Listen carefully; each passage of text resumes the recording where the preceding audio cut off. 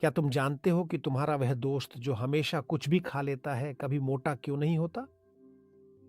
इसका जवाब यह नहीं है कि वह किसी खास शरीर के प्रकार सोमाटोटाइप से संबंधित है, जैसा कि आधुनिक पोषण विज्ञान लोगों के शरीरों को वर्गीकृत करता है। बिल्कुल भी नहीं।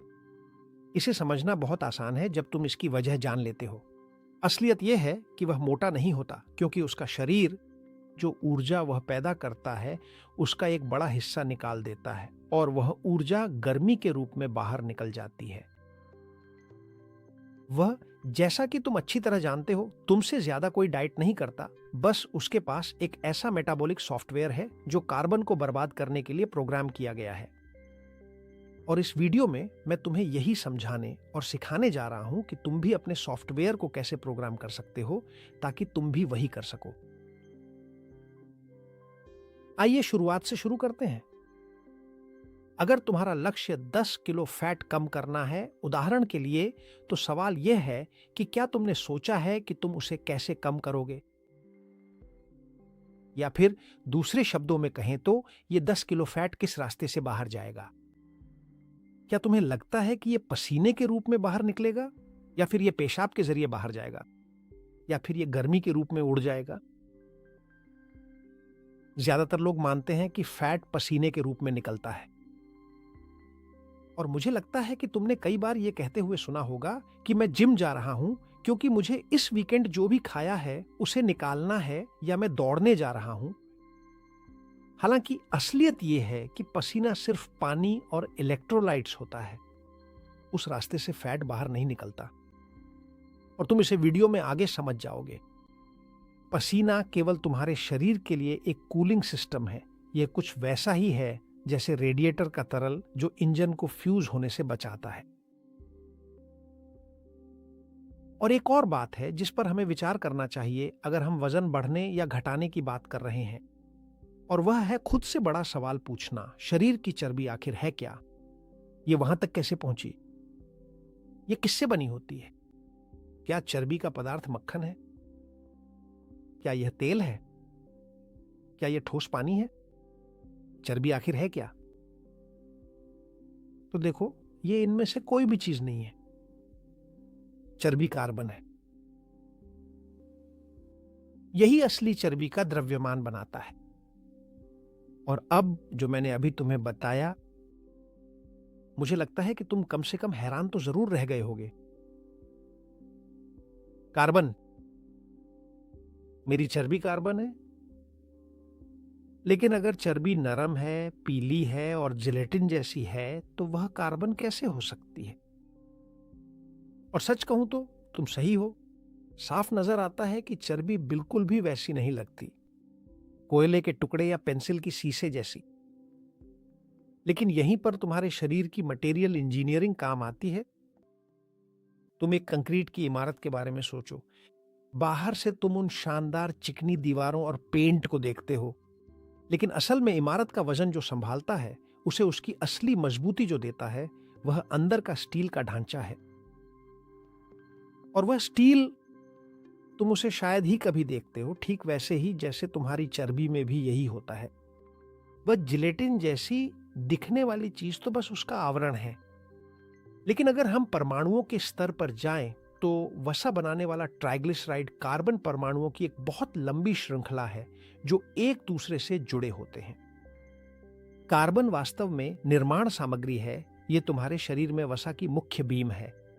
और देखो, यह कितना महत्वपूर्ण है कि भले ही वसा के अणु में हाइड्रोजन और ऑक्सीजन भी होते हैं, असली वजन तो लगभग पूरा कार्बन ही देता है।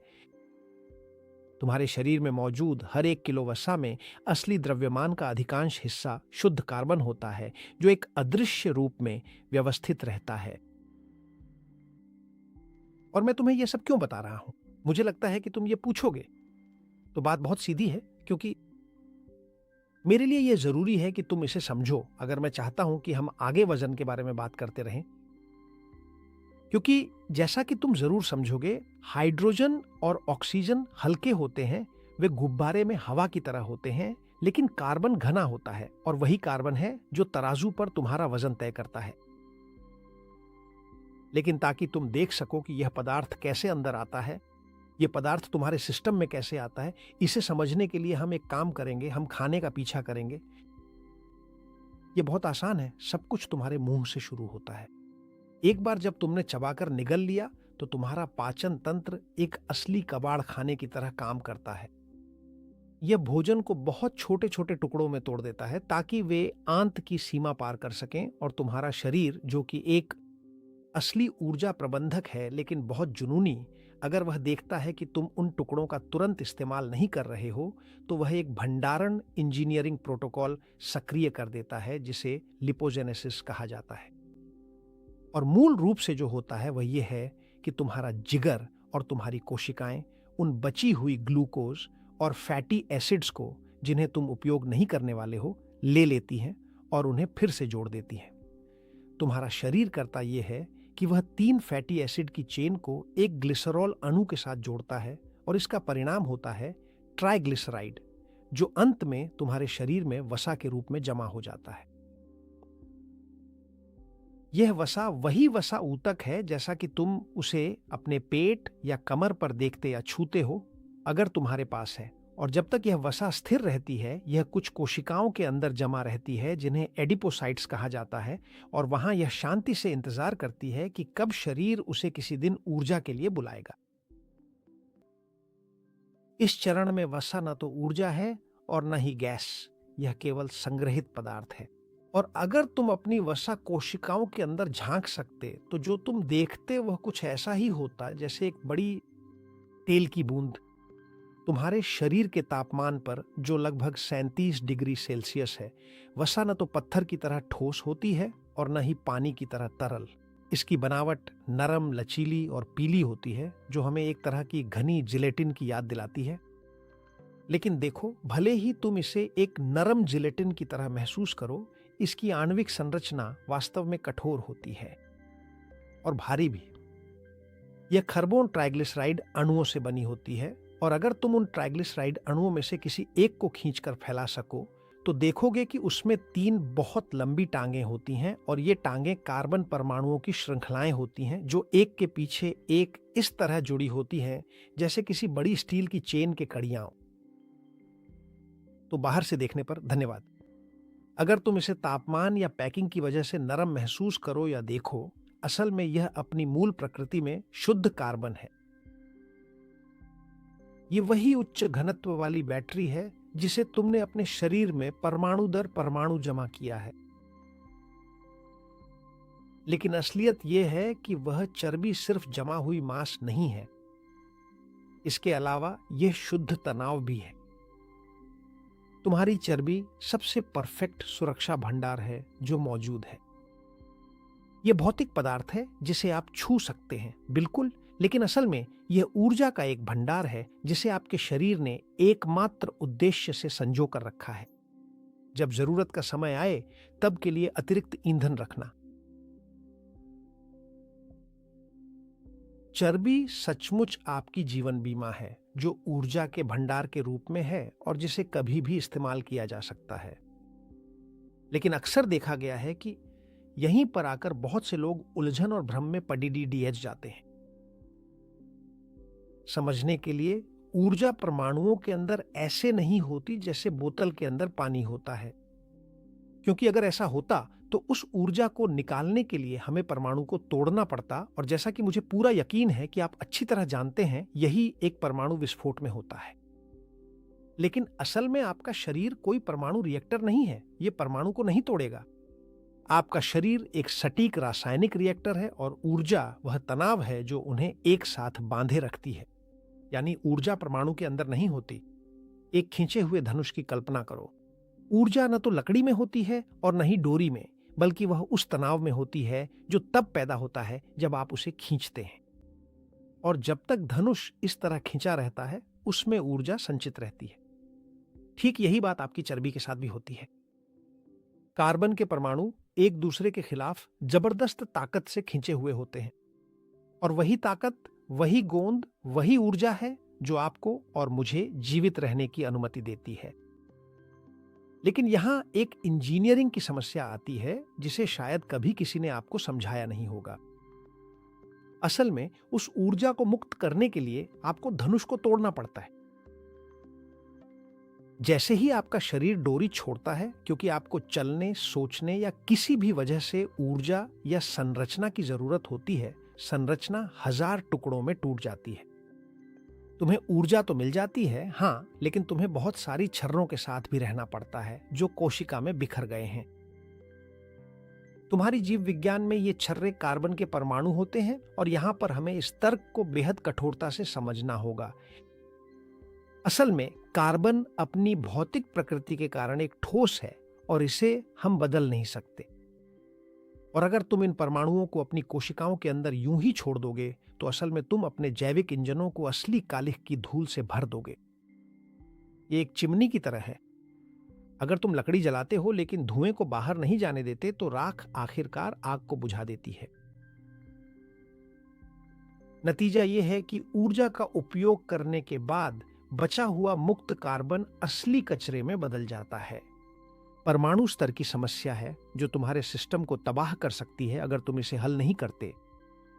और यह एक ऐसा तात्कालिक समस्या है जिसे शरीर को लगभग तुरंत ही हल करना पड़ता है।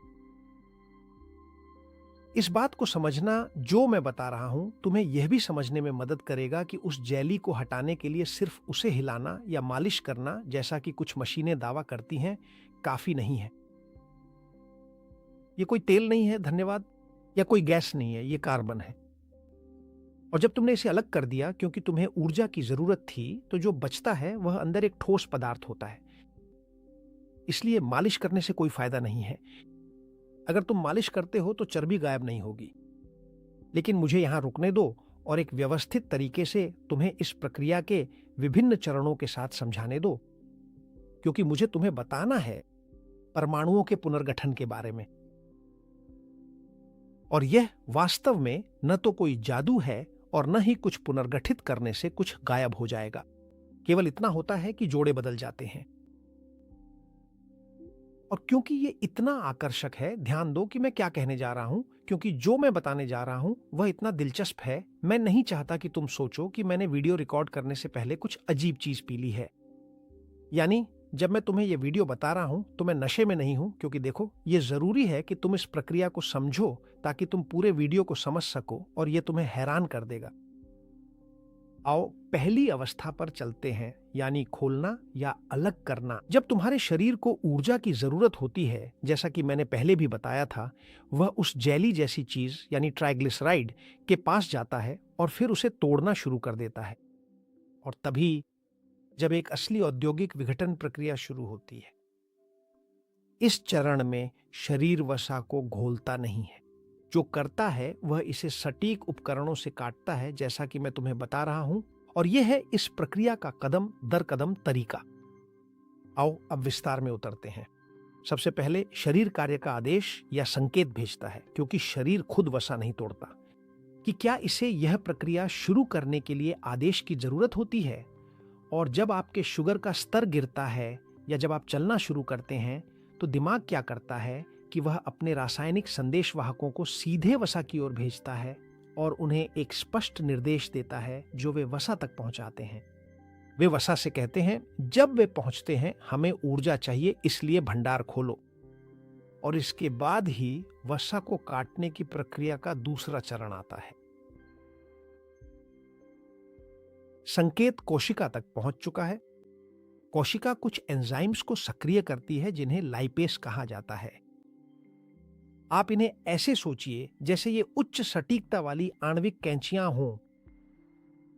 ट्राइग्लिसराइड एक लेगो के टुकड़े जैसा होता है।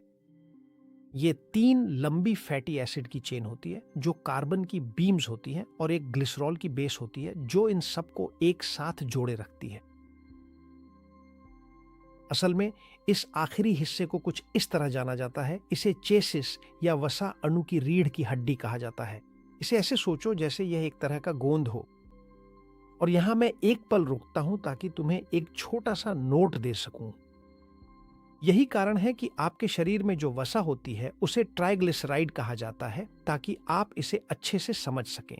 ट्राई क्योंकि इसमें फैटी एसिड की 3 लंबी चेन होती हैं जो कार्बन की बीम्स होती हैं, और ग्लिसराइड क्योंकि ये सभी एक ही ग्लिसरॉल अणु से जुड़ी होती है। अब आप जानते हैं ट्राइग्लिसराइड शब्द की उत्पत्ति क्या है, और एक और रोचक तथ्य जो आपको इस संदर्भ में जानना अच्छा लगेगा। देखिए, ग्लिसरॉल शारीरिक रूप से बहुत ही रोचक है। ये एक प्रकार का शुगर अल्कोहल है, लेकिन जिसे सांस के जरिए बाहर नहीं निकाला जाता। और अगर आप इसे शरीर के बाहर देखें तो ये एक गाढ़ा, मीठा और लगभग पारदर्शी तरल होता है, जैसे कोई सिरप या शीरा। और यही चिपचिपी बनावट काफी हद तक वसा को वह मुलायम और लचीली स्थिरता देती है जिसके बारे में हम कुछ मिनट पहले बात कर रहे थे। तो चलिए वापस लिपेस पर आते हैं, वे एंजाइम्स जिनके बारे में मैंने बताया था कि वे कैंची की तरह काम करते हैं। ये सीधे उन जोड़ों पर जाती हैं और एक रासायनिक प्रतिक्रिया के जरिए वे बंधनों को काट देती हैं। उसी क्षण वह अणु जिसके बारे में मैं बात कर रहा था एक ठोस ब्लॉक के रूप में अस्तित्व में नहीं रहता और अपने घटकों में बंट जाता है। एक तरफ ग्लिसरॉल होता है जिसे शरीर शक्कर की तरह इस्तेमाल कर सकता है, और दूसरी तरफ फैटी एसिड्स होते हैं जो कार्बन की लंबी जंजीरें होती हैं और जिनमें सारी टेंशन यानी जबरदस्त ऊर्जा संचित रहती है। और जैसा कि मुझे पूरा यकीन है कि आप समझते हैं, यह प्रक्रिया न तो सुंदरता के लिए होती है और न ही किसी शौक के लिए, बल्कि यह असली ऊर्जा की मांग और आपूर्ति का मामला है। शरीर के ऑपरेटिंग सिस्टम्स तुरंत उपलब्ध ईंधन में कमी का पता लगाते हैं और बस इतना करते हैं कि वे काम का आदेश दे देते हैं। ताकि आप इसे समझ सके, सटीक इंजीनियरिंग की तर्क शक्ति से यह प्रक्रिया एक प्रणालीगत आवश्यकता की स्थिति से शुरू होती है। यह तकनीकी शब्दावली होगी। आपके खून में हमेशा एक निश्चित मात्रा में शुगर यानी ग्लूकोज घूमती रहती है, और यही वह त्वरित ऊर्जा है जिसका उपयोग दिमाग और मांसपेशियां अपने रोजमर्रा के कामों के लिए करते हैं। देखिए, जैसे ही यह मात्रा कम होती है, चाहे वह व्यायाम करने की वजह से हो, कई घंटे तक खाना न खाने की वजह से हो, या फिर शरीर को अचानक अतिरिक्त मांग का पता चलता है, तो सिस्टम उस स्थिति में चला जाता है जिसे मैं रेस्क्यू प्रोटोकॉल कहता हूं। उस समय दिमाग हार्मोनों के जरिए एक आदेश भेजता है, जैसे कि एड्रेनालिन या ग्लूकागन। पहला एड्रेनालिन क्रिया की चिंगारी है और दूसरा ग्लूकागन कमी का प्रबंधक है। देखिए, ये ऐसे संदेशवाहक हैं जो तिजोरी यानी वसा फैट की ओर दौड़ते हैं, क्योंकि उन्होंने पता लगा लिया है कि खून में शुगर न्यूनतम स्तर पर है, और यह उनका तरीका है आपको बताने का कि चिंता मत करो, हमारा ईंधन खत्म नहीं होगा।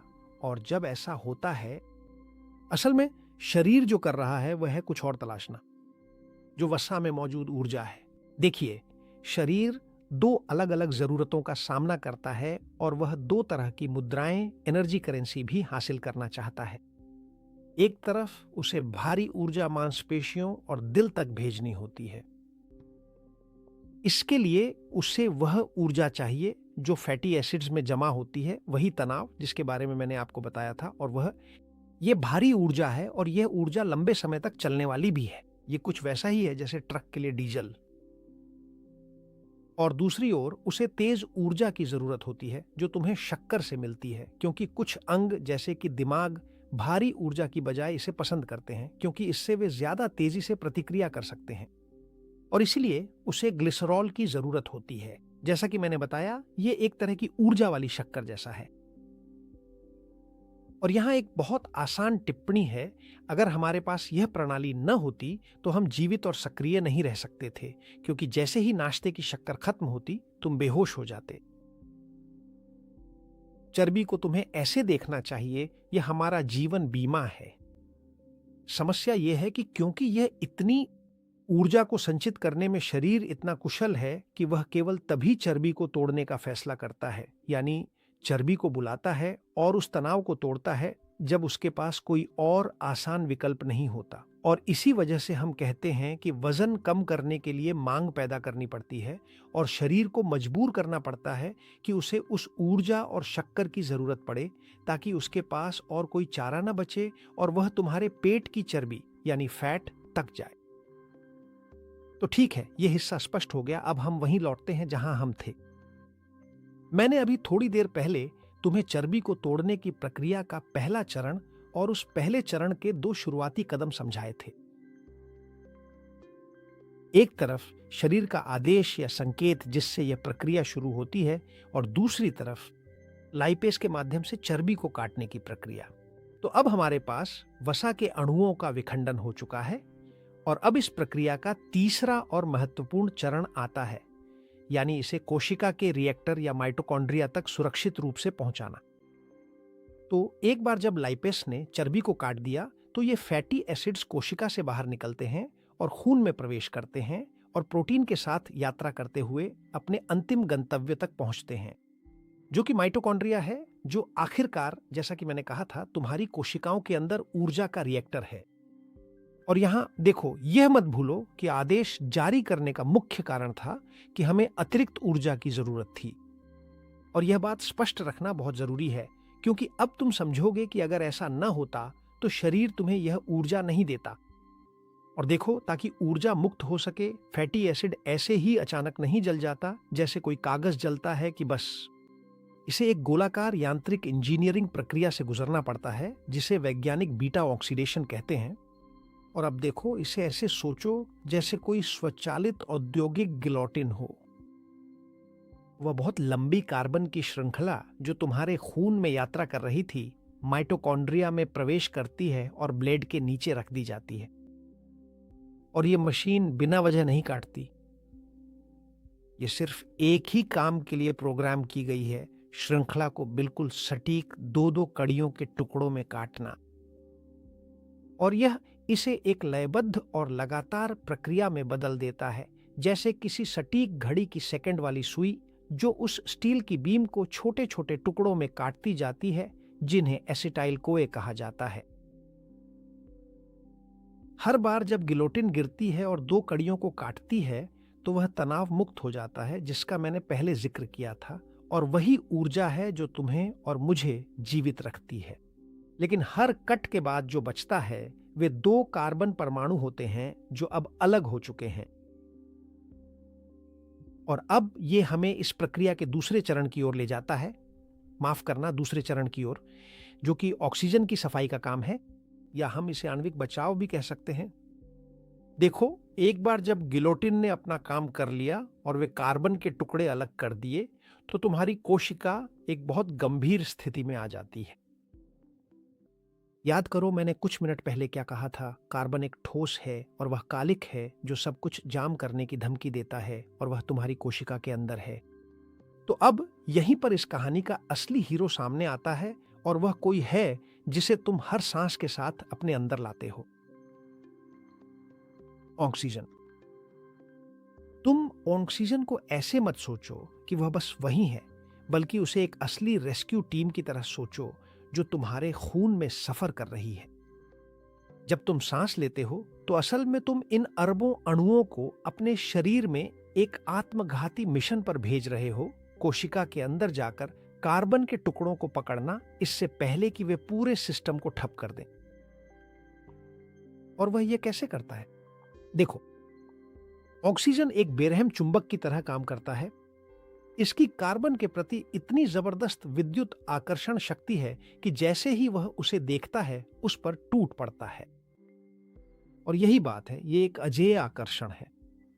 लेकिन इसे कोई हिंसक टक्कर मत समझो, क्योंकि ऐसा नहीं है। इसे हम बायोफिजिक्स में ठंडी दहन कहते हैं। याद रखो कि माइटोकॉन्ड्रिया में गिलोटिन एक लयबद्ध तरीके से काम करती थी, वसा की श्रृंखला को दो दो कड़ियों के टुकड़ों में काटती थी। तो अब तुम्हारे सेलुलर रिएक्टर के केंद्र में तुम्हारे पास वे दो कार्बन परमाणु हैं जो अभी अभी कटे हैं। वे नग्न हैं, उन्होंने अपनी ऊर्जा छोड़ दी है, और अब वे केवल वही ठोस अवशेष हैं जिसके बारे में मैंने तुम्हें बताया था। और ठीक इसी बिंदु पर वह ऑक्सीजन, जिसे तुमने अभी अभी सांस के साथ अंदर लिया है, एक निर्दयी चुंबक की तरह काम में आती है। लेकिन अब अनुपात पर ध्यान दो, क्योंकि यहां इंजीनियरिंग बिल्कुल सटीक है।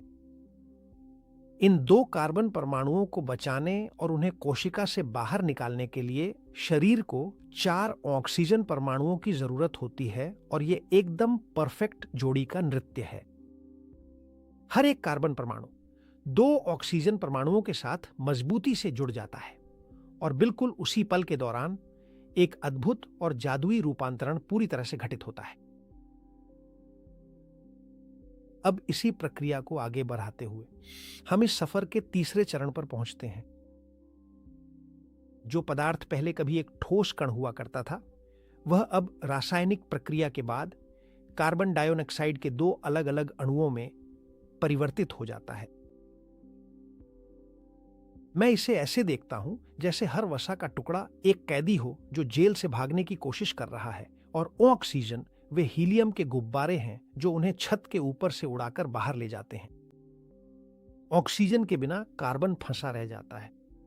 वह सेल की जमीन पर पड़ा रहता है, भारी बनकर रास्ता रोकता है और बाहर निकलने में बाधा डालता है। लेकिन जैसे ही ऑक्सीजन उसका हाथ पकड़ती है, वह कार्बन अपना वजन खो देता है, अपनी ठोस अवस्था खो देता है और हवा बन जाता है। यह आणविक विवाह क्रेब्स चक्र के भीतर होता है, जो कि तुम्हारी कोशिकाओं का रजिस्ट्रार ऑफिस है। और ठीक यहीं इस कस्टम ऑफिस के बाहर निकलते समय असली वजन की रसायन विद्या घटित होती है।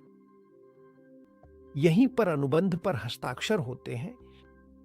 कार्बन अब तुम्हारी चर्बी, तुम्हारे पेट की चर्बी का हिस्सा नहीं रहता और आधिकारिक रूप से एक निर्यात होने वाली गैस बन जाता है। यहां से अब कोई वापसी नहीं है।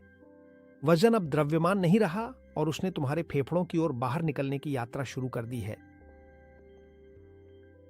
अब तुम समझ रहे हो कि बिना अच्छी ऑक्सीजन आपूर्ति के वजन कम करना क्यों असंभव है।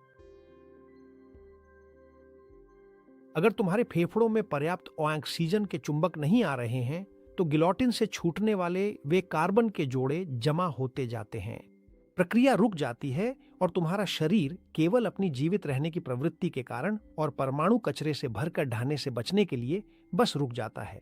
परमाणु तापमान बसवसा जलाना बंद कर देता है। और जिस क्षण ऑक्सीजन पूरी तरह से कार्बन से मिल जाती है, पदार्थ हार मान लेता है। वह भारी स्टील की बीम, वह पीली जेली जैसी चीज जो तुम्हारी कमर पर थी, अब ठोस रूप में अस्तित्व में नहीं रहती। जब दो ऑक्सीजन के परमाणु एक कार्बन के साथ मिलते हैं, तो हमने अभी अभी CO2 यानी प्रसिद्ध कार्बन डाइऑक्साइड का एक अणु बना लिया है। और यहीं पर तुम्हारे शरीर की इंजीनियरिंग पूरी तरह से काव्यात्मक हो जाती है।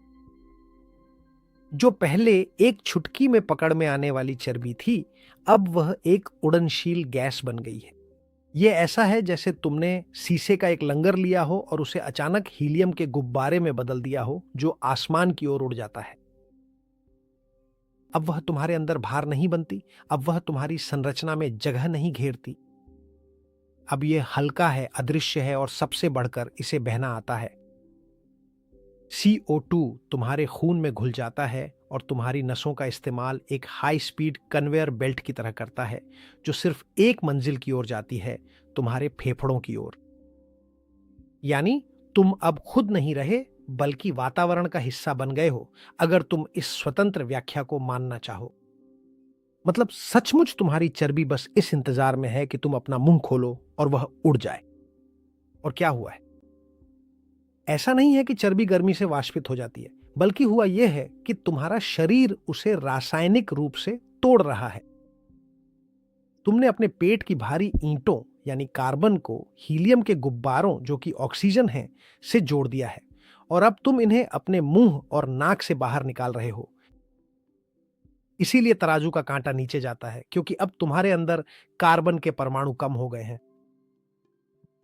तुमने बस इन्हें हवा में बाहर निकाल दिया है। यानी न तो यह गर्मी के कारण है, न मसाज कराने से, और न ही सोना लेने से। तुमने चर्बी को अपने फेफड़ों से बाहर निकालकर खत्म किया है।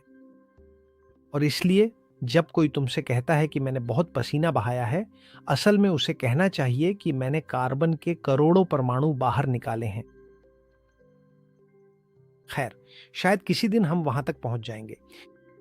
लेकिन देखो, इसमें तुम सिर्फ थके हुए नहीं हो, बल्कि हर सांस के साथ अपने शरीर से कार्बन कम कर रहे हो। और यह सब जो मैं तुम्हें समझा रहा हूं, और मुझे लगता है कि यह तुम्हें नया सा लग रहा होगा, क्योंकि शायद इससे पहले किसी ने तुम्हें यह नहीं बताया था, इसे जानना जरूरी है ताकि तुम वजन घटाने की असली बायोफिजिक्स को समझ सको। मुझे इस बात का पूरा और पक्का यकीन है कि इस वीडियो को देखने के बाद तुम अपनी हर एक आने जाने वाली सांस को एक बिल्कुल ही नए और अलग नजरिए से देखोगे, क्योंकि अब तुम सिर्फ अपने शरीर की चर्बी को ही नहीं जला रहे होते, बल्कि असल में तुम सांस छोड़ते समय उस चर्बी को शरीर से बाहर निकाल रहे होते हो।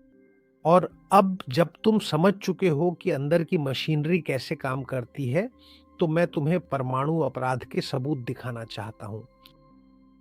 क्योंकि जो कुछ मैंने अभी तुम्हें बताया है वह मैंने खुद से नहीं बनाया है। असल में इसका नाम और पहचान है, और यह 250 सालों से है। लेकिन फिटनेस और न्यूट्रिशन की इंडस्ट्री ने चाहा है या उन्होंने पसंद किया है कि तुम इसे भूल जाओ। और यहां मुझे तुम्हें इतिहास के एक निष्कासित व्यक्ति के बारे में बताना है, एक वैज्ञानिक जिसका नाम था एंटोनी लैवोजी। 18वीं सदी के अंत में जब हर कोई मानता था कि जीवन एक रहस्यमय सांस है, लैवोजिए ने मानव शरीर को वही समझा जो वह है, एक तापीय मशीन। वह अपने लैब में एक खरगोश और एक शानदार आविष्कार जिसे कैलोरीमीटर कहते हैं, विशेष रूप से बर्फ वाला कैलोरीमीटर के साथ बंद हो गया। लैवोजिए ने मापा कि जानवर की गर्मी से कितना बर्फ पिघला, और साथ ही उसने बिल्कुल सटीकता से यह भी मापा कि जानवर ने कितना गैस बाहर निकाला। और उसने क्या खोजा? उसने पाया कि पिघली हुई बर्फ की मात्रा उस कार्बन डाइऑक्साइड की मात्रा के अनुपात में थी जो जानवर ने उत्पन्न की थी। उनके इस महत्वपूर्ण वैज्ञानिक निष्कर्ष ने हमेशा के लिए विज्ञान की दुनिया को बदल दिया, क्योंकि इससे यह स्पष्ट रूप से साबित कर दिया कि श्वसन वास्तव में एक दहन प्रक्रिया ही है। लैवोजिए ने साबित किया कि तुम एक जैविक मोमबत्ती हो, और मोम तुम्हारी चर्बी है, और लौ तुम्हारा मेटाबॉलिज्म है। लेकिन जैसे इस दुनिया में पदार्थ न तो बनता है और न ही नष्ट होता है, लैवोजिए ने यह प्रमाण छोड़ दिया कि अगर शरीर का वजन कम होता है तो वह सिर्फ इसलिए है क्योंकि वह वजन गैस के रूप में शरीर को छोड़ चुका है। और यहीं पर संख्याएं भी आती हैं, वे निषिद्ध संख्याएं जिन्हें तुम यकीनन किसी भी फैट बर्नर शेक की लेबल पर नहीं देखोगे। साल 2014 में, यानी ज्यादा समय पहले नहीं, रूबेन मियरमैन नामक एक भौतिक विज्ञानी ने लैवोजिए के काम को फिर से उठाया और ब्रिटिश मेडिकल जर्नल में यह प्रकाशित किया कि तुम्हारे शरीर में वास्तव में परमाणु स्तर पर क्या होता है, इसका सटीक गणना। और इस कहानी में एक दिलचस्प मोड़ भी है। मियरमैन, जो कोई आम अकादमिक नहीं है, जो ऑस्ट्रेलिया में किसी लैब में बंद रहते हों, उन्हें सर्फिंग वैज्ञानिक के नाम से जाना जाता है। तो हमारे आज के वीडियो में मियरमैन के काम का महत्व इस बात में नहीं है कि उन्होंने कोई नई नियम की खोज की। महत्व इस बात में है कि उन्होंने आधुनिक स्वास्थ्य प्रणाली में एक सामूहिक अज्ञानता को उजागर किया। जो वह करते हैं, मियरमैन को वास्तव में आकर्षक बनाता है कि उनकी रिसर्च एक बहुत ही साधारण इंजीनियरिंग सवाल से शुरू हुई थी। उन्होंने 15 किलो वजन कम किया और बस परमाणुओं की गिनती करने लगे। और साथ ही उन्होंने यह भी महसूस किया कि अगर आप किसी डॉक्टर से पूछें, अरे वैसे मेरे 15 किलो कहां गए, तो जवाब आमतौर पर एक अस्पष्ट छद्म वैज्ञानिक सा होता था। तो 2014 में ब्रिटिश मेडिकल जर्नल में अपना अध्ययन प्रकाशित करने से पहले मियरमैन ने 150 स्वास्थ्य पेशेवरों, डॉक्टरों, डाइटिशियनों और पर्सनल ट्रेनरों के बीच एक सर्वेक्षण किया। और परिणाम किसी ऐसे व्यक्ति के लिए चौंकाने वाले थे जो सटीक इंजीनियरिंग की तलाश में था। देखिए, अधिकांश लोग मानते थे कि वसा ऊर्जा या गर्मी में बदल जाती है, लेकिन असल में यह द्रव्यमान संरक्षण के नियम का उल्लंघन करता है। ऊर्जा का कोई वजन नहीं होता, लेकिन परमाणुओं का होता है। आप बिना किसी परमाणु विस्फोट के पदार्थ को शुद्ध ऊर्जा में नहीं बदल सकते। फिर कुछ लोग मानते थे कि यह मांसपेशियों में बदल जाती है, लेकिन यह एक असंभव जैविक रसायन विद्या अल्केमी होगी। यह ऐसा है जैसे कोई अचानक आपसे कहे कि वह कागज के नोटों की गड्डी को स्टील की बीम में बदल सकता है। चाहे आप कितनी भी कोशिश कर लें, कागज में वह परमाणु नहीं होते जो उसे धातु में बदलने के लिए जरूरी है। बिल्कुल इतना ही सीधा है। और मांसपेशी, देखिए मांसपेशी मुख्य रूप से प्रोटीन होती है और इसमें एक महत्वपूर्ण तत्व होता है जो वसा में एक भी परमाणु के रूप में नहीं होता, नाइट्रोजन। तो पूरे समूह में से केवल 3% उत्तरदाताओं ने सही जवाब दिया कि वसा सांस के जरिए बाहर निकलती है। लेकिन अब वापस चलते हैं शोध की ओर। मियरमैन ने, जैसा कि मैंने आपको बताया, औसत वसा अणु के हर एक परमाणु का पता लगाया और जब उन्होंने स्टेटियोमेट्री लागू की, जो कि रासायनिक अभिक्रियाओं की गणित है, तो वे बहुत ही सटीक आंकड़ों पर पहुंचे। और यहां देखिए, इस इंजीनियरिंग की गणना पर ध्यान दीजिए क्योंकि यह बहुत सटीक है। अगर आप 10 किलो वसा कम करना चाहते हैं तो आपके शरीर को 29 किलो ऑक्सीजन अंदर लेनी होगी, जिसका मतलब है कि आपको बहुत अधिक मात्रा में हवा चाहिए होगी। और उस रासायनिक प्रतिक्रिया से अंतिम परिणाम 28 किलो होंगे। CO2 के 28 किलो आपके फेफड़ों से बाहर निकलेंगे और 11 किलो पानी आपके शरीर के तरल पदार्थों के जरिए बाहर जाएगा। और अब देखिए, मैंने जो अभी आपको बताया है उसकी सटीकता पर ध्यान दीजिए। अगर आप वसा का वजन 10 किलो और ऑक्सीजन का वजन 29 किलो जोड़ते हैं तो आपको 39 किलो मिलता है।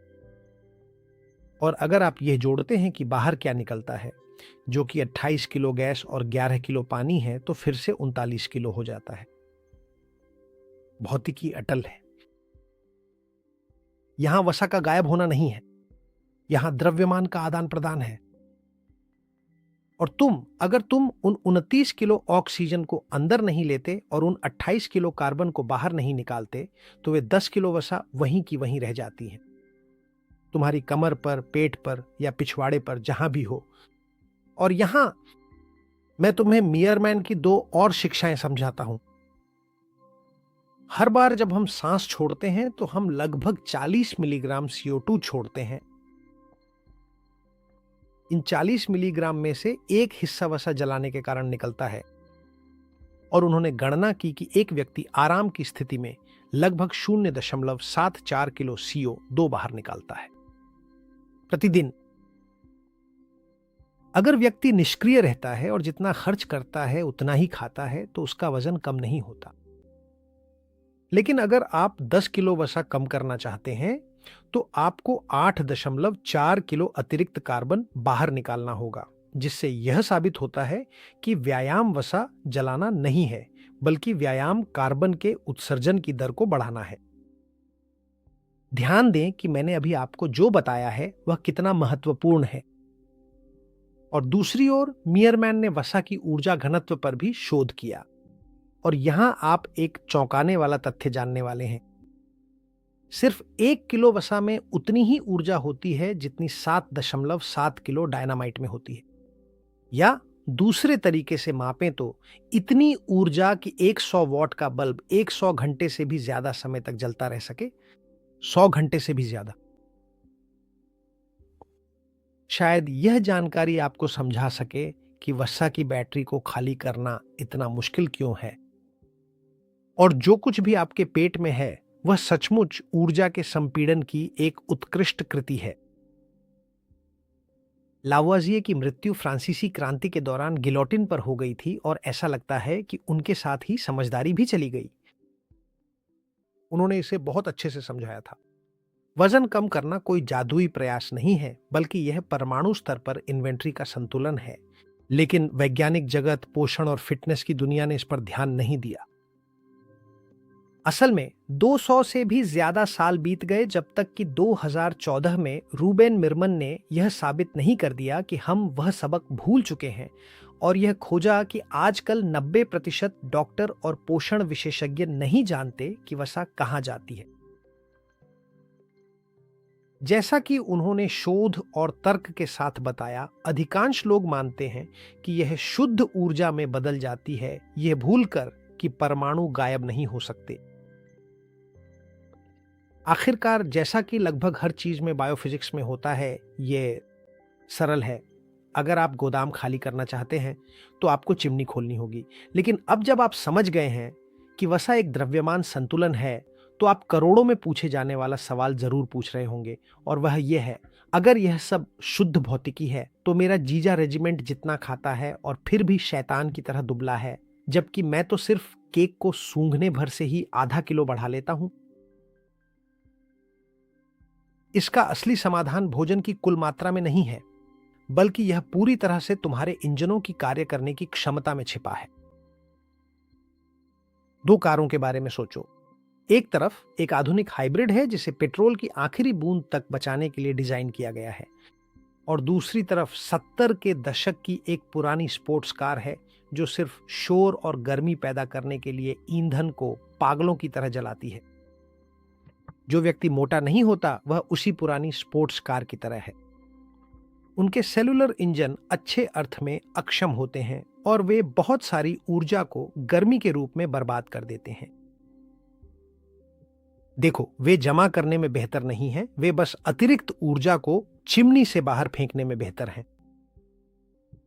इसके विपरीत, अगर तुम आसानी से मोटे हो जाते हो तो इसका कारण यह है कि तुम्हारा शरीर बचत की एक असली कृति है। यह एक ऐसा जीव है जिसकी बायोफिजिकल प्रोग्रामिंग जीवित रहने के लिए अनुकूलित है। तुम्हारे इंजन हर कार्बन के परमाणु का पूरा उपयोग करते हैं, उसे खींचते हैं और तिजोरी में सुरक्षित रखते हैं ताकि अगर कभी कमी का समय आए तो काम आ सके। तो यह गर्व महसूस करने वाली बात है। और हां, मुझे पता है, मुझे पूरा यकीन है कि मेरे कुछ पिछले वीडियो देखने और सुनने के बाद कई लोग मुझसे कहेंगे, लेकिन भाई जोश मारिया, जरा सोचो, अगर शरीर इतना परफेक्ट है तो वह अक्षम क्यों होगा? आप में से कुछ लोग वाकई शानदार हैं, बहुत अच्छी नजर है। हां भाई, लेकिन बात यह है कि जो उदाहरण मैंने दिया है उसमें एक चाल है। जो मैं कह रहा हूं, अगर मैं कहूं कि एक इंजन अक्षम है तो इसका मतलब यह नहीं कि इंजन खराब है, बल्कि इसके विपरीत है। यहीं पर हमें पता चलता है कि प्रकृति ने दो तरह की परिपूर्णता बनाई है। असल में दोनों ही परिपूर्ण हैं, लेकिन उनकी भूमिकाएं अलग अलग हैं। एक तरफ है बचत की परिपूर्णता, जिसे इस तरह से बनाया गया है कि ताकि तुम किसी गुफा में भूख से न मर जाओ, और दूसरी तरफ है तापमान नियंत्रण की परिपूर्णता, जिसे इस तरह से बनाया गया है कि तुम्हारा इंजन ज्यादा दबाव में फट न जाए। जो लोग मोटे नहीं होते उनकी वह अक्षमता असल में एक सेफ्टी वॉल्व है ताकि वे फट न जाएं। जब उनके शरीर को पता चलता है कि उसके पास जरूरत से ज्यादा ऊर्जा है, और जब उसे पता चलता है कि वह इस ऊर्जा का उपयोग खाने के लिए नहीं करेगा, तो वह थर्मोजेनिन की मदद से एक साइड गेट खोलता है और उस अतिरिक्त ऊर्जा को गर्मी के रूप में बाहर निकाल देता है। और यह मशीनरी को साफ और तापमान को ऊंचा बनाए रखने का एक बिल्कुल शानदार तरीका है, बजाय इसके कि कमर के गोदाम में सामान जमा किया जाए। तो बात यह नहीं है कि एक दूसरे से बेहतर है, बल्कि हर कोई अलग अलग सॉफ्टवेयर प्रोग्राम चला रहा है। और यह समझने के लिए कि कौन सा प्रोग्राम चलाना है, हमें माइक्रोफोरेंसिक स्तर तक जाना होगा, और यहां हमें रिएक्टर के दिल में प्रवेश करना होगा और जीव विज्ञान के सबसे अद्भुत नृत्य को देखना होगा। देखो, अंदर तुम्हारी हर एक माइटोकॉन्ड्रिया के भीतर ब्रह्मांड का सबसे छोटा, सबसे परिपूर्ण और सबसे प्राचीन इंजन मौजूद है, एटीपी सिंथेस। कल्पना करो एक नैनोमीटर आकार की टरबाइन की, जो अविश्वसनीय गति से घूमती हो। क्या तुमने उसकी कल्पना की? तो अब अगर तुमने उसकी कल्पना की है तो तुम्हें एक हैरानी होने वाली है। असल में वह टरबाइन असली है, वह तुम्हारे अंदर मौजूद है, और अभी इसी वक्त वह प्रति मिनट 9000 चक्कर तक की गति से घूम रही है। उसका ईंधन पेट्रोल नहीं है, बल्कि प्रोटॉन है, यानी चार्ज्ड हाइड्रोजन कण, और यह प्रक्रिया सर्जिकल सटीकता वाली है। देखो, तुम्हारा शरीर माइटोकॉन्ड्रिया की झिल्ली के एक तरफ प्रोटॉनों का एक बांध बनाता है, और जैसे कि जल विद्युत संयंत्र में पानी होता है, वैसे ही प्रोटॉन दूसरी तरफ जाना चाहते हैं, और बाहर निकलने का एकमात्र रास्ता एटीपी सिंथेज की टरबाइन है। जब वे उसके जरिए गुजरते हैं तो वे उसे घुमाते हैं और वही यांत्रिक घुमाव एटीपी बनाता है, जो वह ऊर्जा मुद्रा है जिसे तुम्हारी कोशिकाएं हर काम के लिए इस्तेमाल करती है। ये तुम्हारी और मेरी जिंदगी की मुद्रा है। और यहीं पर बायोफिजिकल प्रोग्रामिंग का जादू होता है। एक शरीर में जो दक्षता के लिए प्रोग्राम्ड है, जो आसानी से मोटा हो जाता है, उसमें जो टरबाइन है वह पूरी तरह से बंद है। यानी एक भी प्रोटॉन बिना पहिया घुमाए और ऊर्जा बनाए नहीं निकलता। और यह पूरी तरह से बचत करने वाला सिस्टम है। अगर कोई ऐसी गतिविधि नहीं है जो उस ऊर्जा की मांग करे, तो प्रवाह रुक जाता है और अतिरिक्त कार्बन फिर से तिजोरी में चला जाता है। और अगर तुम उस ऊर्जा का इस्तेमाल मैराथन दौड़ने के लिए नहीं करते, तो शरीर पूरी शांति से कहता है, बिल्कुल ठीक, मेरे पास अतिरिक्त सामग्री है, चलो कुछ और ट्राइग्लिसराइड्स बनाते हैं। इतना ही आसान है और वे अंत में वसा में बदल जाते हैं। लेकिन उस स्पोर्ट्स कार जैसे इंजन में क्या होता है, जिसका मैंने पहले जिक्र किया था, उस व्यक्ति का जो सब कुछ खाता है और मोटा नहीं होता, उस व्यक्ति के इंजन में एक अलग बायोफिजिकल प्रोग्रामिंग होती है। उसकी माइटोकॉन्ड्रिया में जानबूझकर रिसाव होते हैं। यही सबसे बड़ा अंतर है। इतने शानदार और बिल्कुल परफेक्ट दिखने वाले शरीर में आखिर यह सब कैसे संभव हो सकता है? देखो, सच तो यह है कि इसका जवाब देना वास्तव में काफी आसान है।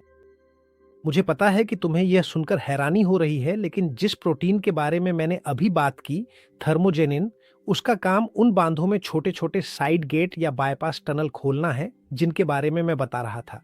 और जब ये खुलते हैं, इन साइड रास्तों के खुलने पर वे प्रोटॉन जो दूसरी तरफ जाने के लिए बेताब हैं, टरबाइन में लाइन लगाना छोड़ देते हैं और किनारों से बाहर निकल जाते हैं।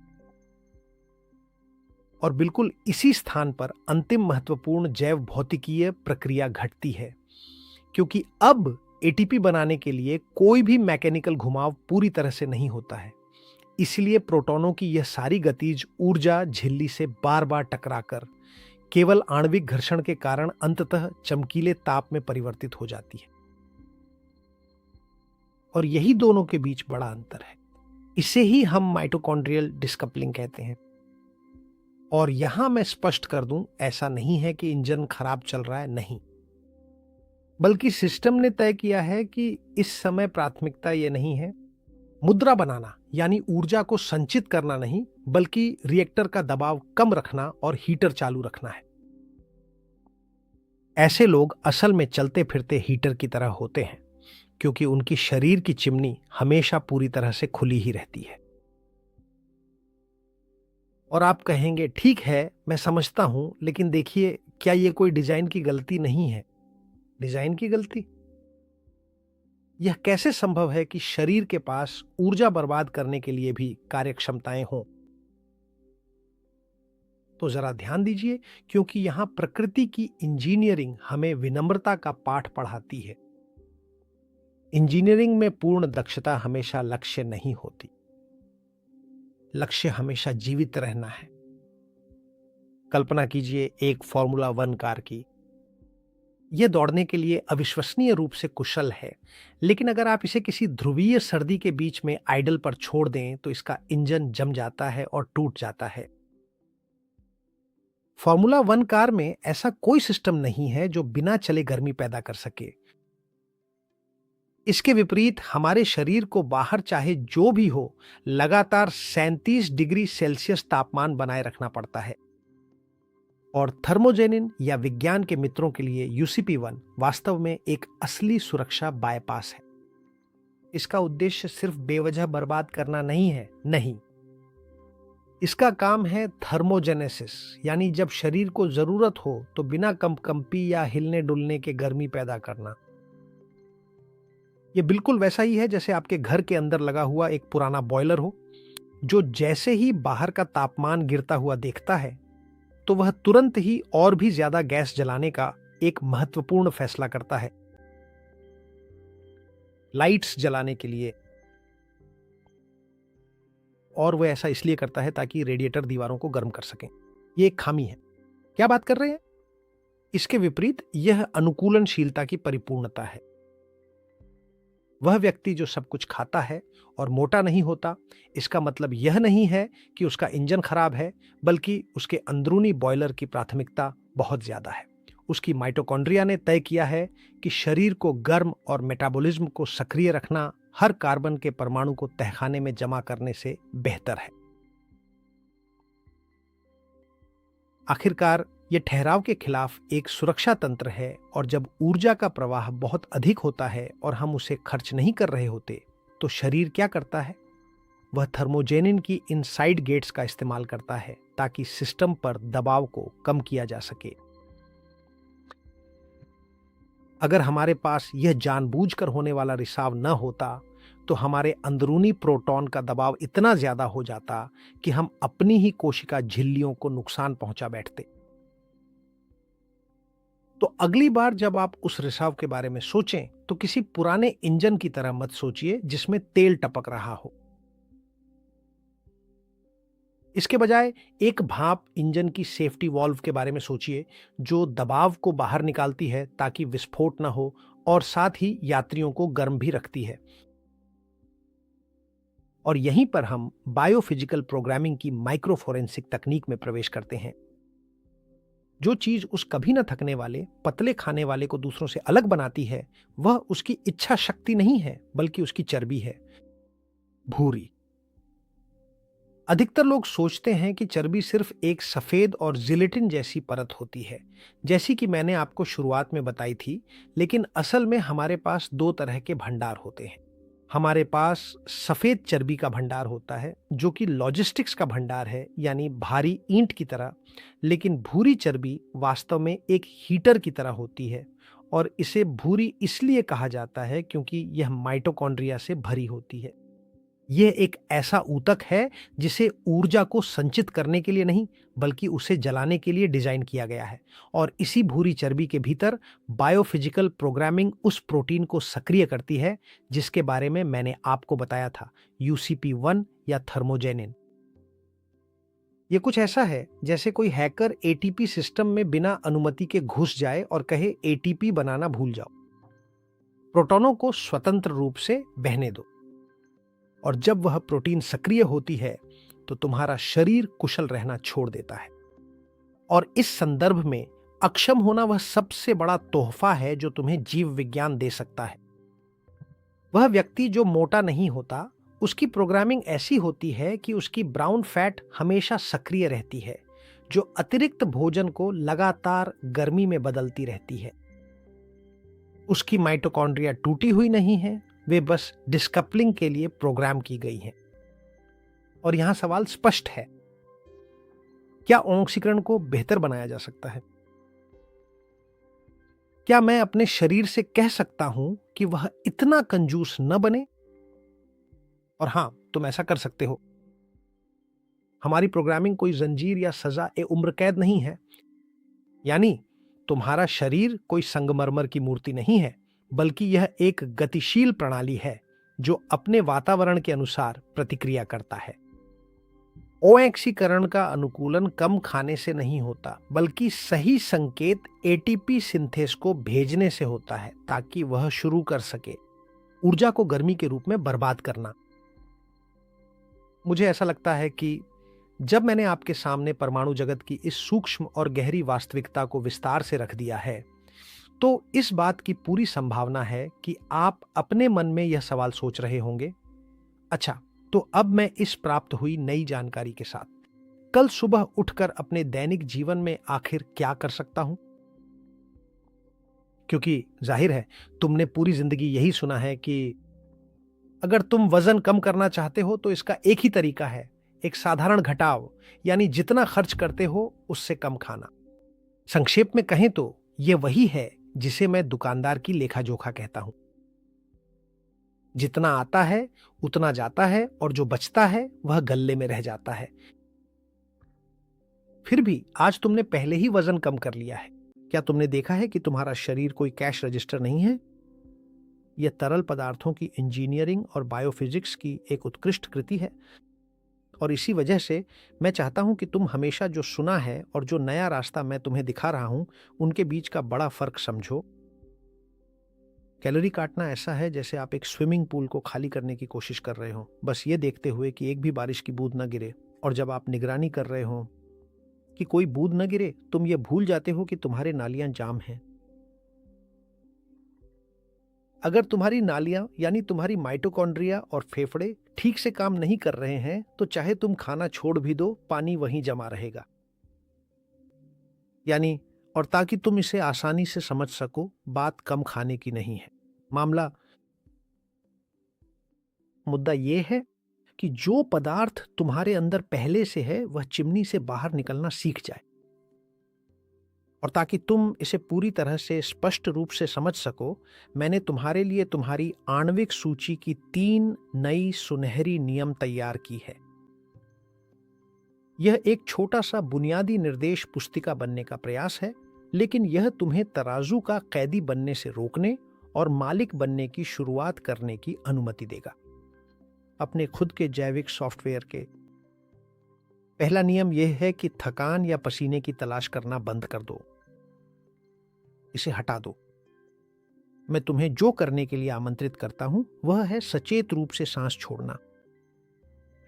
जब तुम चलते हो, जब तुम व्यायाम करते हो, तुम्हारा लक्ष्य पसीने में भीग जाना नहीं होना चाहिए, क्योंकि अब तुम जानते हो कि पसीना सिर्फ पानी है जिसमें इलेक्ट्रोलाइट्स होते हैं जो इंजन को ठंडा करते हैं। तुम्हारा लक्ष्य ऑक्सीजन की मांग को बढ़ाना है। मिर्मल की संख्या को याद रखो। तुम्हें 10 किलो वसा को गतिशील करने के लिए 29 किलो ऑक्सीजन की जरूरत होती है। अगर तुम्हारी सांसें सतही हैं या हमेशा मुंह से ली जाती है, तो वह ऑक्सीजन सेलुलर रिएक्टर तक पर्याप्त दबाव के साथ नहीं पहुंचेगी, जैसे कि कार्बन को कैद करने के लिए। अब से इसे एक अलग तरीके से सोचो। असल में हिलना डुलना सिर्फ एक बहाना है ताकि तुम्हारे फेफड़े उस अदृश्य गैस को बाहर निकाल सकें। और अगर अच्छी वेंटिलेशन नहीं है तो द्रव्यमान का बाहर निकलना भी नहीं होगा। इतना ही आसान है। दूसरा नियम, अगर तुम वजन कम करना चाहते हो तो तुम्हें अपने इंजनों को अपव्यय के संकेत भेजना सीखना होगा। और ध्यान दो कि मैंने अपव्यय शब्द का इस्तेमाल जानबूझकर किया है।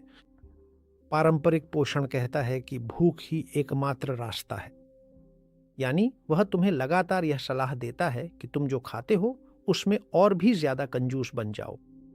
और मैं तुम्हें बताता हूं कि रास्ता जो सबसे अच्छा काम करता है, मैं ये नहीं कहता कि दूसरा तरीका काम नहीं करता, लेकिन जो सबसे अच्छा काम करता है वह है अपने शरीर को ऊर्जा के मामले में उदार बनाना सिखाना। और उदारता दिखाने का सबसे अच्छा तरीका है उसे छोड़ना सीखना। इस संदर्भ में हमारी जीव विज्ञान के अनुसार सबसे शक्तिशाली फिजूल खर्ची का संकेत ठंड है।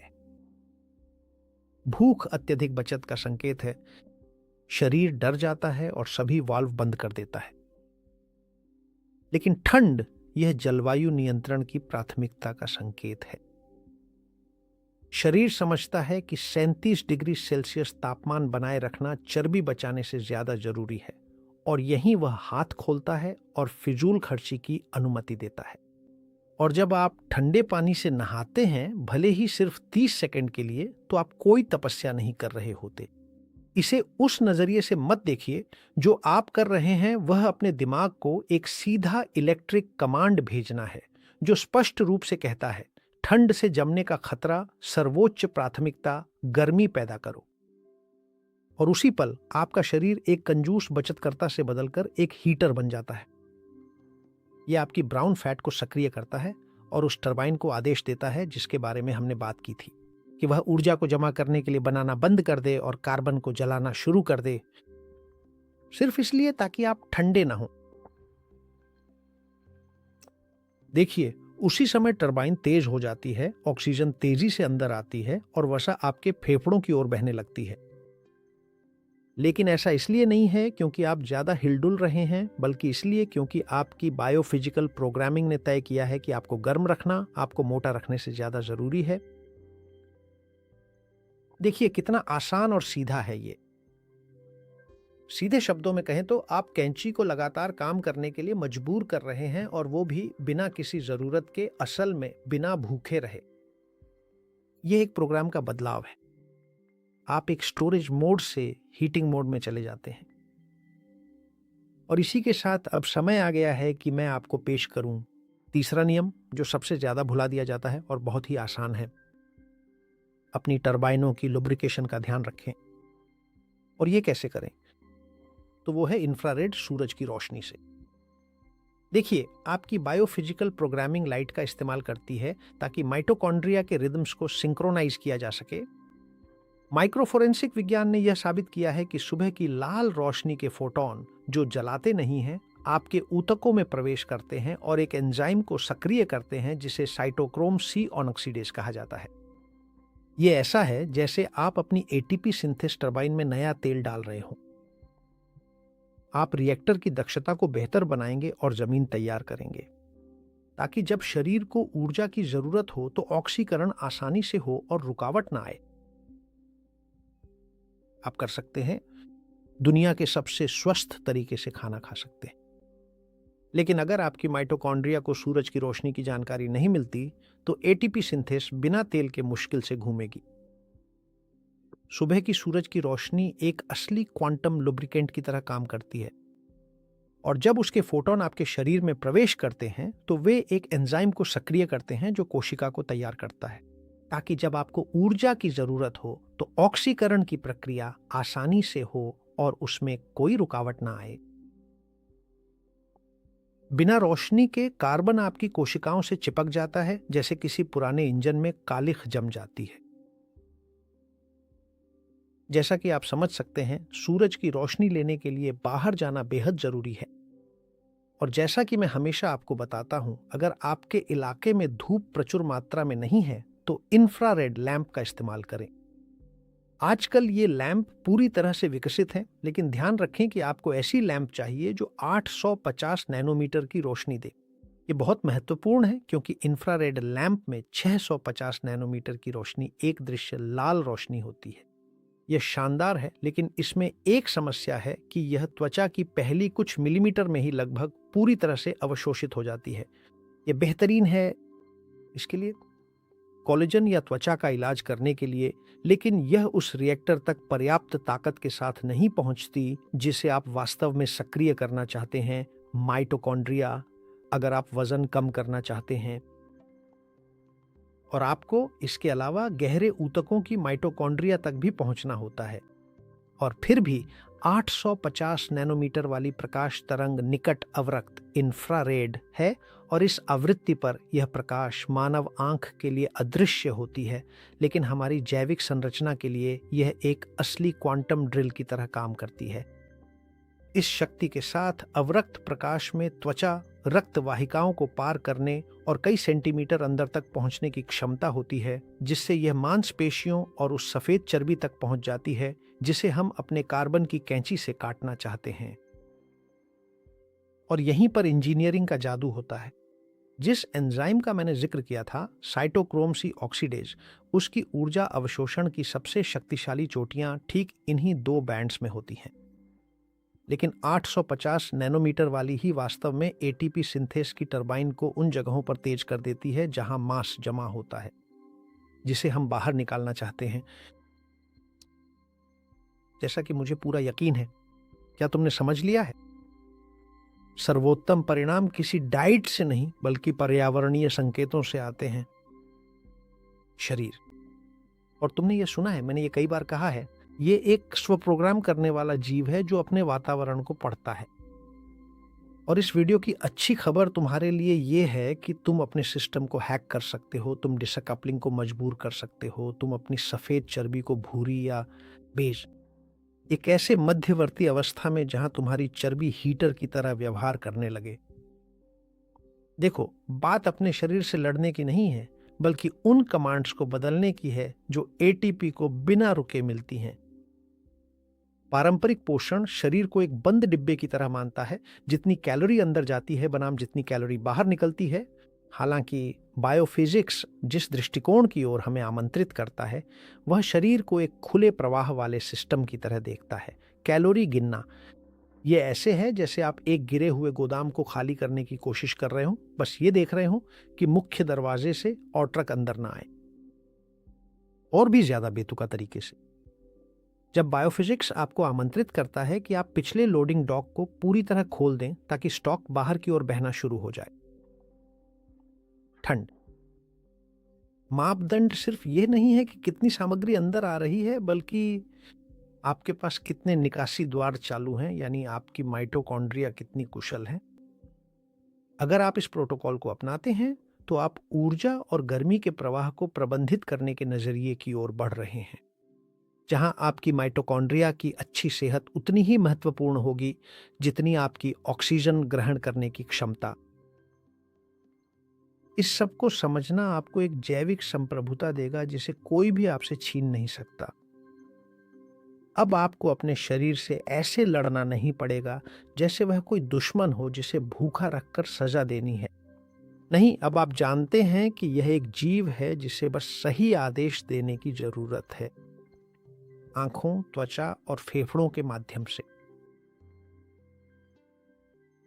आप कमी को संभालने से ऊर्जा और गर्मी की प्रचुरता को संभालने की ओर बढ़ रहे हैं। मुझे लगता है कि आप इस फर्क को समझ रहे होंगे।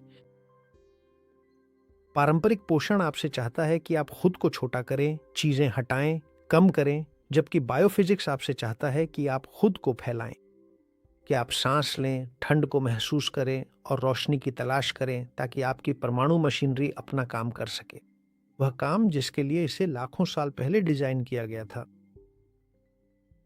और अब ठीक अंत से पहले मैं आपको 2 बातें बताने जा रहा हूं जो मुझे लगता है कि जरूरी हैं, खासकर किसी भी गलतफहमी से बचने के लिए। पहली बात यह स्पष्ट करने के लिए है कि मैं जिस चीज के बारे में बात कर रहा हूं वह है सटीक इंजीनियरिंग। बायोफिजिक्स भोजन का विकल्प नहीं है, लेकिन यह भोजन को प्रभावी बनाती है।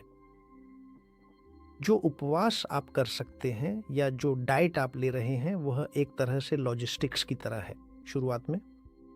हालांकि बायोफिजिक्स कुछ हद तक इंजन स्टार्ट करने जैसा है।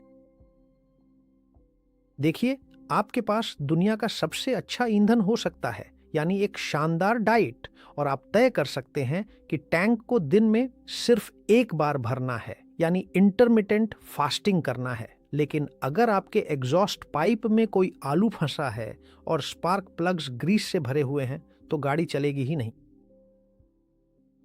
सांस लेना तुम्हारा एग्जॉस्ट पाइप है और यहीं से मांस बाहर निकलती है, और रोशनी या ठंडक ये वो स्पार्क प्लग्स हैं जो धन की प्रक्रिया शुरू करते हैं। अगर एग्जॉस्ट जाम है तो डाइट काम नहीं करेगी। और एक दूसरी बात है जो शायद और भी ज्यादा महत्वपूर्ण है। मियरमैन की अकाउंटिंग एक हथौड़े की तरह है, वैज्ञानिक रूप से प्रमाणित। ऐसा नहीं है कि सांस लेने से जादू की तरह वजन कम हो जाता है, बल्कि शारीरिक रूप से चर्बी को बाहर निकालने का और कोई तरीका नहीं है। अगर आप 10 किलो वजन कम करना चाहते हैं तो आपको 8.4 किलो कार्बन अपनी नाक से बाहर निकालना होगा, और यह एक परमाणु सीमा शुल्क का नियम है। यह कोई राय नहीं है, न ही कोई इन्वेंट्री है।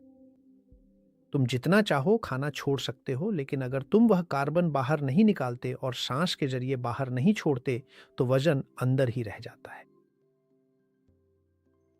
और जैसा है वैसा ही है। डाइट गोदाम खाली कर सकती है, लेकिन असली माल तो सांस के जरिए ही बाहर जाता है। इसलिए अगली बार जब तुम खुद को थोड़ा तेज सांस लेते हुए पाओ, चाहे वह चढ़ाई चढ़ने की वजह से हो, सीढ़ियां चढ़ने की वजह से, या फिर उन 30 सेकंड ठंडे पानी के बाद तुम्हें बेहतर सांस की जरूरत हो, तो यह मत सोचो कि तुम्हें हवा की कमी हो रही है, बल्कि सोचो कि तुम अपनी चिमनी खोल रहे हो। सांस लो। इनमें से हर एक सांस छोड़ना असल में एक शारीरिक जीत है। यह उस बीते हुए समय का एक टुकड़ा है जो आखिरकार वातावरण में बाहर निकलने का रास्ता पा लेता है। जो कुछ मैंने आज तुम्हें बताया है वह कोई चाल नहीं है, यह एक सार्वभौमिक नियम है। तुम्हारा शरीर कोई बोरा नहीं है जिसे भूखा रखकर या थका देने वाली कसरत से तब तक सजा दी जाए जब तक वह टूट न जाए। तुम्हारा शरीर एक जैविक प्रणाली है जो अपने वातावरण को पढ़ता है और खुद को उसके अनुसार ढालता है। अगर आप उसे कृत्रिम रोशनी, स्थिर तापमान और प्रोसेस्ड खाना देते हैं तो वह सर्दी और कमी को पढ़ेगा और बचत मोड में चला जाएगा। अगर आप उसे धूप, ठंड का प्रभाव और सचेत गहरी नाक से सांस लेना देते हैं तो वह जीवन शक्ति को पढ़ेगा और बोझ छोड़ना शुरू कर देगा। तुम देखोगे यही है असली कुंजी। इसे हासिल करने के लिए जरूरी है कि कैलोरी गिनना छोड़ दो और ध्यान देना शुरू करो। अपनी सांस छोड़ने की क्षमता पर, अपने थर्मोस्टेट को फिर से प्रोग्राम करने पर, और सिर्फ प्लेट ही नहीं बल्कि रोशनी पर भी नजर रखने पर ध्यान दो। कल से ही शुरू करो। जरूरी नहीं कि तुम अपनी जिंदगी एकदम से बदल दो, और न ही यह सब अकेले करना है। कम से कम दिन में एक बार यह सुनिश्चित करो कि तुम्हारा शरीर खुद से गर्मी पैदा करने का संकेत पाए, और यह भी कि तुम्हारे फेफड़े अतिरिक्त कार्बन को बाहर निकालने के लिए तैयार हैं। तुम्हारे पास कंट्रोल पैनल का नियंत्रण है, तुम्हारे पास लावोजिए का ज्ञान है, मियरमैन की गणित है, और तुम्हारी अपनी माइटोकॉन्ड्रिया की तकनीक है जो तुम्हारे लिए काम करती है। तुम्हारे लिए भौतिकी कभी झूठ नहीं बोलती, और तुम्हारा शरीर यह नहीं भूलता कि उसे कैसे काम करना है। वह बस इंतजार कर रहा है कि कोई उसे सही आदेश दे। तो गहरी सांस लो, अपने अतीत को बाहर निकालो, और इस सटीकता वाले जीव में रहना शुरू करो जिसे प्रकृति ने तुम्हें उधार दिया है। अगर तुम्हें यह वीडियो पसंद आया और तुम्हें लगता है कि यह दूसरों के लिए भी उपयोगी हो सकता है, तो तुम मेरा बहुत बड़ा उपकार करोगे अगर तुम इसे साझा करते हो, क्योंकि इससे तुम मुझे ज्ञान फैलाने में मदद करोगे। जैसा कि मैं हमेशा कहता हूं, आगे बढ़ो, हमेशा आगे बढ़ो, और मैं तुम्हारे कमेंट्स पढ़ूंगा। बहुत धन्यवाद।